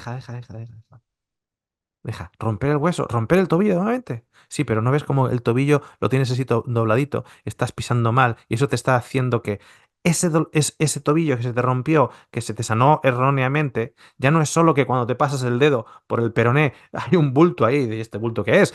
El bulto es el sello de la sellación del hueso mal sellado. Pero te hace que, que, am, que, que pises mal. Al pisar mal te está desgastando más un lado de la rodilla. Al mismo tiempo te está generando ciática. Esa ciática te está generando un desgaste en las vértebras lumbares. Eso te está generando que solo puedas dormir de un lado, pero de ese lado no te gusta dormir, por lo tanto estás perdiendo sueño. Y tú cuando no duermes bien, estás un poquitito más arisco, etcétera. Pero siendo más arisco, estás peleándote más con la esposa, etcétera, etcétera, etcétera, etcétera, etcétera, etcétera, etcétera. Y todo parecería como la batalla que perdió el rey y el reino que perdió el rey por un clavo. ¿Os acordáis de esa batalla?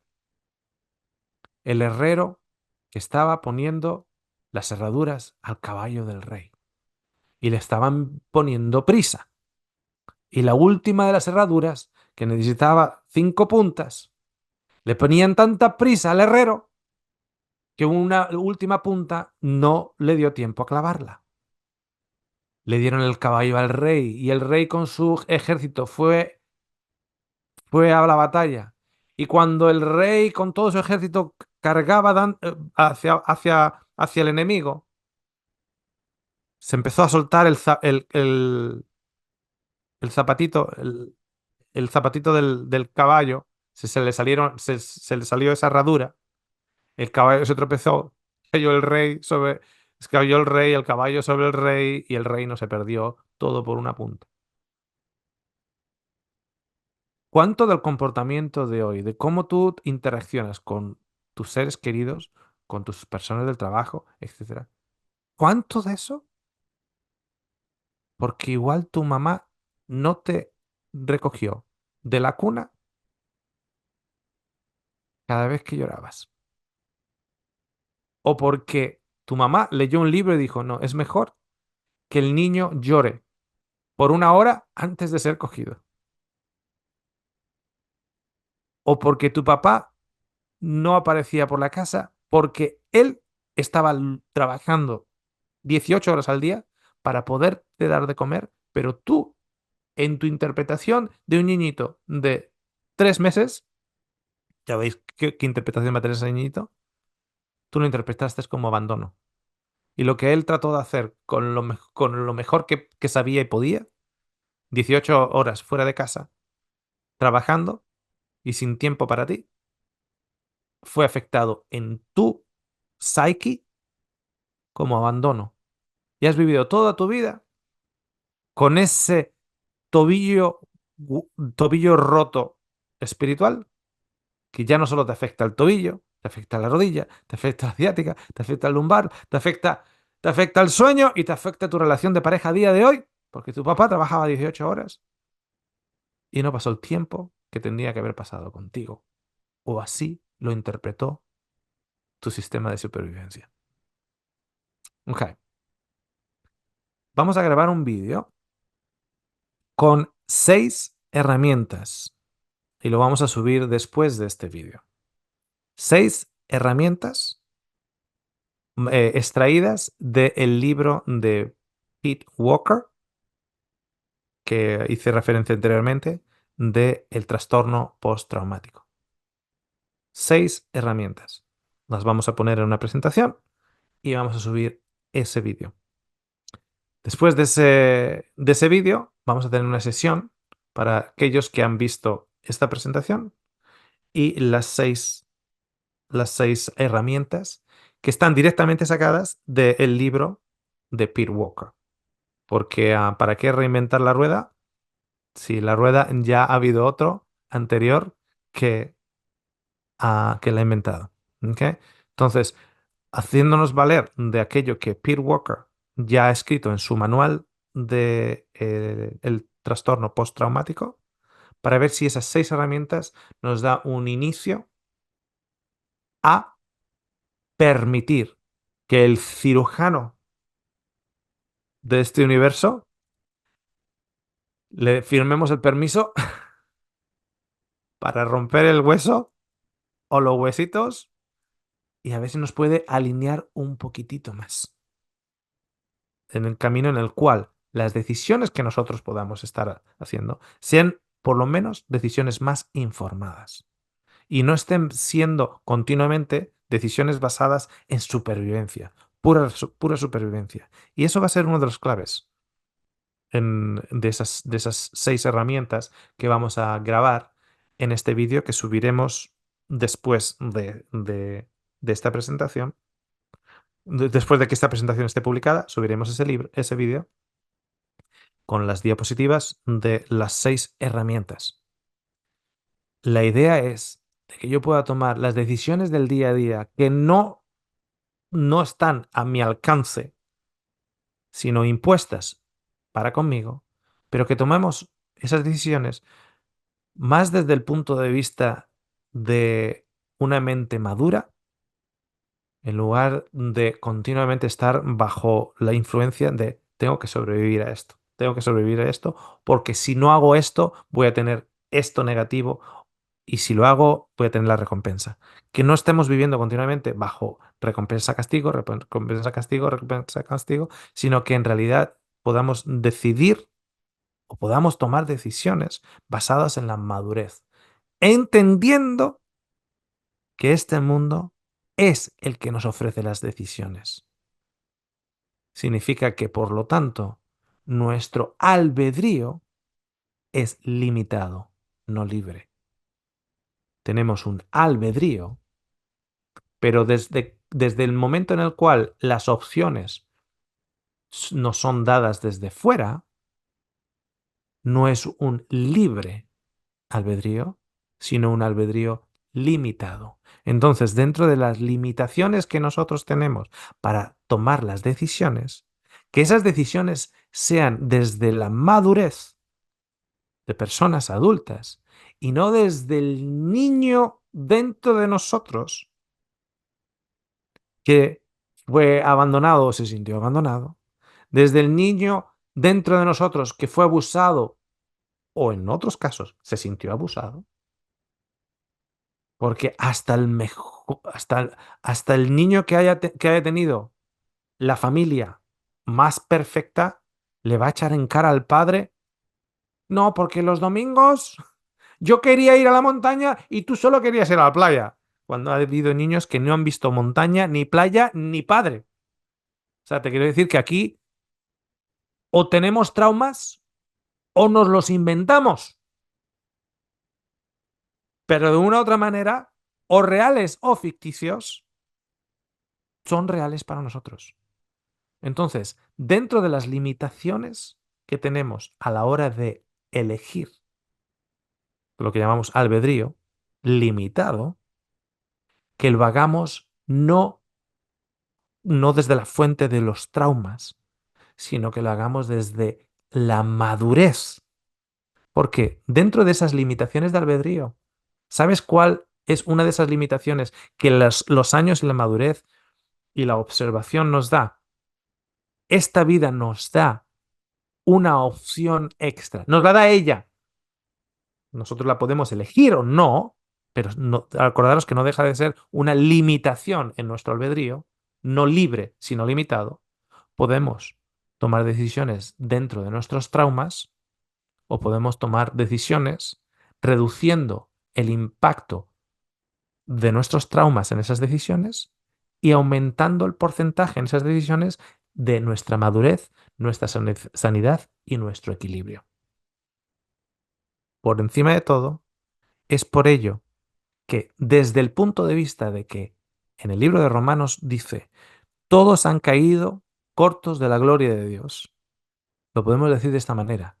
Todos, todos están bajo la influencia del trastorno postraumático. Todos. Por lo tanto, todos necesitan ser de una u otra manera sanados. Dentro de, de esas limitaciones, vamos a ver cuánto de esa sanación nos puede servir a día de hoy para poder tomar decisiones más beneficiosas, no solo para nosotros y nuestras familias, sino para la sociedad en general. ¿Ok? Muy bien. Ha sido larguito. Vamos a ver. ¡Wow! Es que 1 hora y pico. ¿Ok? Bien. Lo que vamos a hacer es lo siguiente. Esta es mi propuesta para vosotros. Después de que se suba esto, os invito a que aquellos que han estado en directo, que lo veáis nuevamente para eh, recibir ciertos conceptos enfatizados.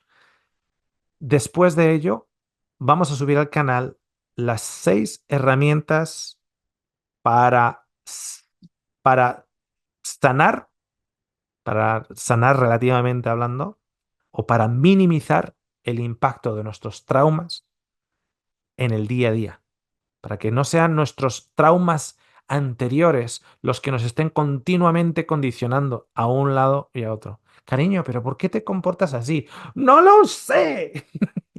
Bueno, pues para que, que que dejemos de comportarnos bajo los traumas, sino que empecemos a ser más maduros al respecto. Entonces, después de esta presentación, subimos las 6 herramientas de Pete Walker. Después de poner las 6 herramientas de Pete Walker, ya estaremos en noviembre. Ya llegaremos en noviembre.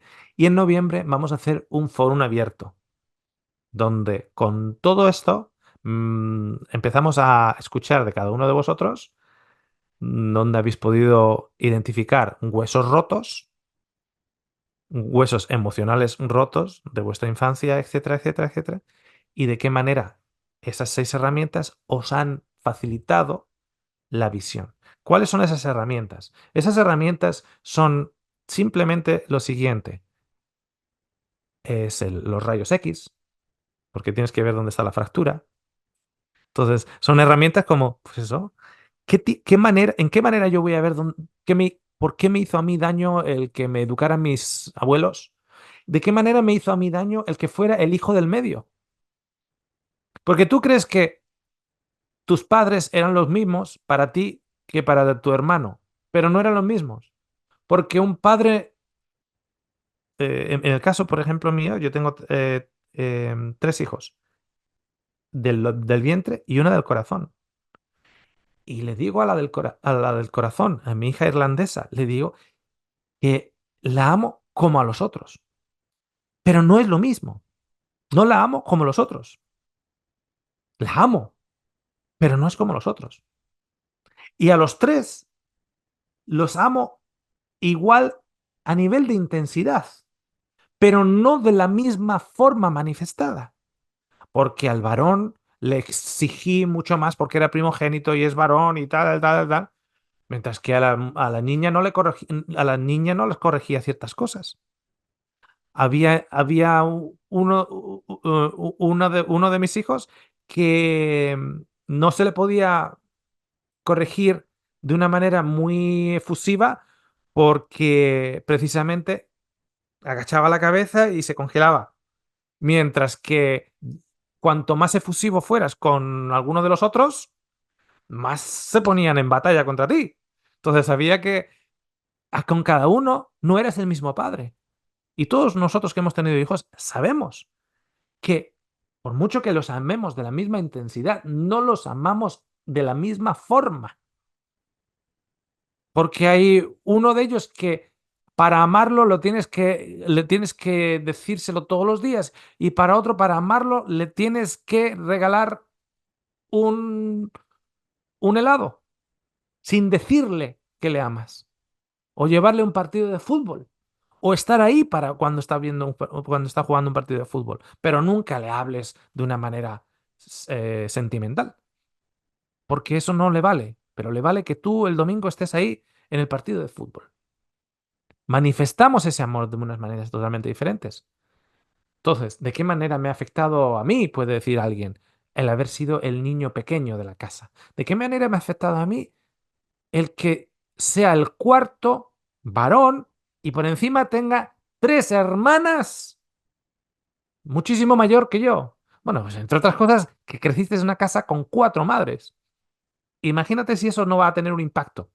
¡4 madres! La hermana mayor te cambia el pañal, la hermana del medio te está dando el biberón, la hermana pequeña te está enseñando a sumar, restar, multiplicar y tu mamá está trabajando en 2 diferentes trabajos, limpiando casas y en un restaurante. Eso te va a afectar. ¿Te ama a ti tu mamá exactamente igual que ama a tus hermanas? Intensidad sí, pero no de la misma manera. Y aparte, tú no lo recibes de la misma manera. ¿Por qué? Porque tú estás en un lugar en la jerarquía familiar diferente a lo que está tu hermana mayor. Las experiencias son diferentes. La interpretación de esas experiencias son diferentes. La recepción que tienes, los receptores para el afecto o la crítica son totalmente diferentes. Por lo tanto, te manipulan esas experiencias de una manera totalmente diferente y las interpretas de una manera diferente. A lo que a alguien le hace más fuerte, a otro lo tumba. Totalmente diferente. Entonces, una de esas herramientas es, si seguimos con la ilustración de un hueso roto, cómo usar los rayos X para ver dónde tengo la fractura. ¿Y qué causó esa fractura? ¿Y cuánta desviación tengo yo de ese hueso? Y según cuánta desviación, desviación, porque claro, tenemos tantos huesos espirituales rotos dentro de nuestro cuerpo que el cirujano puede decir, a ver, espera, espera, espera, no nos volvamos locos aquí. Vamos a coger, vamos a tomar los huesos más grandes, los más rotos, las fracturas más que tienen mayor impacto. Sí, pero es que también me rompe el dedo meñique pequeñito aquí y tal. Y dice, bueno, pues sí, eso ya llegaremos a ello. Vamos a ir a lo más grande primero. Hay gente que ha ido, que ha estado presente en un accidente, se ha roto tantos huesos que ha tenido que pasar por 14, 15, 16, 25 operaciones. ¿Ok? No pensemos que por tener rayos X vamos ahora a ser capaces de rectificar todos los huesos. Eso ocurrirá, y estoy convencido de ello, en la restauración de la humanidad. ¿De qué? De su estrés postraumático. ¿Y qué causó el trauma? Venir aquí, en este mundo. En este mundo es lo que causó el trauma. ¿Ok? Muy bien. Así que lo vamos a dejar aquí. Hoy no vamos a abrir los micrófonos para ello, sino que lo vamos a hacer en el foro abierto en noviembre. Tenemos dos programas que estamos subiendo. Este y el que va a seguir a este, que va a ser las 6 herramientas de Pete Walker con el estrés postraumático. Muchísimas gracias por vuestra atención. Muchísimas gracias también a los poquitos que abrieron las cámaras. Me gustaría dar las gracias a Francisco, a Beatriz, a quién tenemos ahí, a Carlos, tenemos ahí Carlos y Pame, ¿puede ser? ¿Será Pamela, me imagino? A Karina, Ellen, Rosy, tenemos a Gloria, Ximena, Eli, Marta, Norma, Jacqueline, Elizabeth, Mitch, ¿puede ser? Mitch de Michael. Me imagino que será Michael. Ah, no lo sé. Sí, es Michael, ok. A Nancy, tenemos a Rosemary, a Elizabeth y los que no han abierto los micrófonos, a todos vosotros. Tenemos ahí a Alba, Paola, a Alejandro, bueno, y más y más y más y más y más que se me están quedando en el tintero. Jenny, Johnny, Silvia, eh, María, Nancy, etcétera, etcétera, etcétera. Si no te he saludado, date por saludado. Bienvenido si eres nuevo en este meeting. Normalmente sí que abrimos los micrófonos, pero como nos hemos extendido bastante, bastante, bastante, lo vamos a dejar aquí para no agobiar a nuestros oyentes. Y seguimos adelante. En noviembre tenemos oportunidad para hablar todos de esto después de haber visto los dos programas que vamos a subir. ¿De acuerdo? Muy Muchísimas gracias a bien, todos. entonces la semana que viene, el próximo sábado 14, no tenemos El próximo meeting. sábado 14 no tenemos. Ah, efectivamente. O sea, las seis herramientas van a ser subidas, pero no va a haber sesión para ellas. O sea, yo lo voy a grabar y los vamos a subir. Las 6 herramientas. ¿Ok? Entonces, digamos que es complementario a esta presentación. ¿Ok? Y luego, en la primera semana de noviembre, tendremos el foro abierto precisamente con relación a esto. ¿Ok? La próxima El semana. 21 tenemos con Alex, ¿correcto? El 21 tenemos con Alex, que es el sexto capítulo de Gálatas. Espero que estén viendo la serie de Gálatas. Ya tenemos los primeros 5 capítulos. El último capítulo, capítulo 6, y estaremos anunciando qué vamos a estudiar con Alex, qué libro vamos a estudiar con Alex, qué libro de la Biblia vamos a estudiar una vez que acabemos Gálatas. O sea, estaremos anunciando cuál será para octubre. Dije antes noviembre. Estamos en septiembre. Correcto, Ah, es lo que te iba a preguntar. y decía ya, no, Sí. estamos hablando. Entonces, el foro abierto sería octubre, claro. Ah, correcto, vale, vale. Me Claro. parecía que había un mes ahí un Sí, poquito sí. perdido. Ya estoy casi acabando el año, ¿eh? Claro, el foro abierto sería la 1 de octubre. Y la 3 de octubre sería el primer capítulo del libro que vamos a anunciar una vez que acabemos Gálatas 6. Ya lo tenemos decidido, por cierto. ¿Ok? Así que muchísimas gracias a todos aquellos que pusieron recomendaciones de interés de qué les gustaría que estudiáramos tras acabar Gálatas. Evidentemente, solo podemos estudiar uno de los libros de los que mucha gente nos han recomendado o nos han pedido para estudiar. eh, y es el que hemos decidido.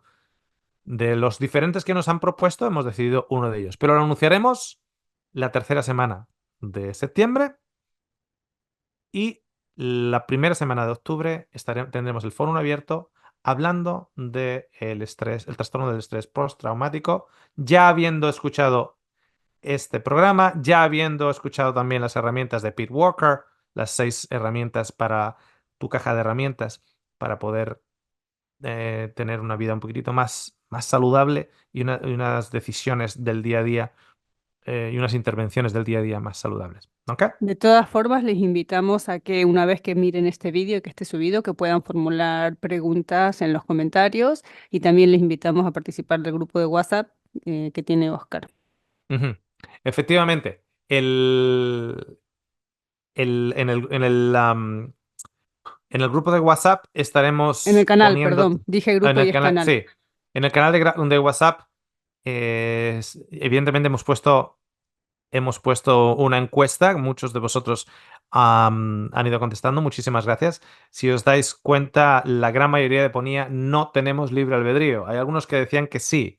Lo que hemos clarificado aquí es que tenemos albedrío, pero en el momento en el cual las opciones son dadas por algo externo a nosotros, no son opciones que están dentro de todo el abanico de opciones que pueden ser generadas por nosotros. No es libre, sino está condicionado. Entonces tenemos un albedrío limitado. Y dentro de ese albedrío limitado es precisamente el proceso de sanación que nos permite también, que es una opción. Por lo tanto, entre estar un poquitito más sanos y más balanceados a no estarlo, pues elegimos ser un poquitito más sanos.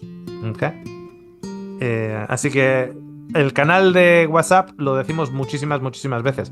De hecho, hicimos la promo para esta presentación el viernes y explicamos que tenemos el enlace de WhatsApp en los comentarios y las dos primeras preguntas que fueron puestas fue ¿y cómo entro en el canal de WhatsApp? Y estaba justo ahí en el comentario. Así que seguiremos poniendo el canal de WhatsApp en los comentarios. Tengo entendido que si llega a... No sé qué número es, pero si llegan a un número de... 1000. a mil en el canal de WhatsApp, aparece ya listado. Ya no aparece WhatsApp, te lo aparece listado. En YouTube si pasas de 100 suscriptores, tu canal ya aparece listado. En WhatsApp si pasas de los 1000, tu canal ya aparece listado. Por lo tanto, a día de hoy todavía necesitamos el enlace para encontrar el canal. Una vez que llegue a 1000, ya no necesitamos el enlace porque simplemente la gente entra y pone Oscar Sande y ya les aparece el canal. ¿Ok? Así que no nos queda mucho para llegar a 1000. Así que si has llegado hasta aquí, te invito a que hagas clic en el link del comentario y te añadas al canal de WhatsApp también para hacerlo más dinámico. Cuanto más lo podamos activar, mayor cantidad de recursos también que podamos compartir con vosotros. ¿De acuerdo? Muy bien, bendiciones a todos vosotros. Hacernos saber si habéis llegado hasta el final. ¿Ok? Chao, chao.